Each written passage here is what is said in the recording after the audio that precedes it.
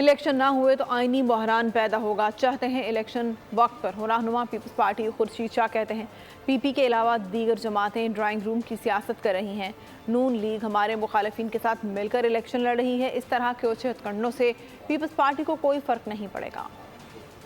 Election ہونے چاہیے، election کبھی پوسٹ پون نہ ہونے چاہیے۔ ہم ہر جگہ پہ جا رہے ہیں، رابطے کر رہے ہیں، ہمیں یقین ہے تبھی تو ہم کوشش کر رہے ہیں، یقین ہے تب تو یہاں بیٹھے ہیں اور انشاءاللہ الیکشن ہوں گے۔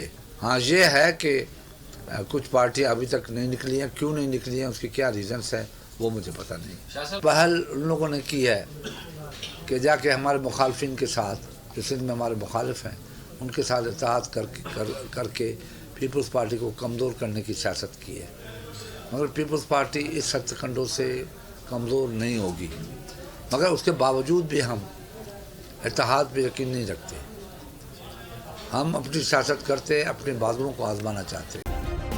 سبسکرائب کریں اور بیل دبائیں تاکہ کوئی خبر رہ نہ جائے۔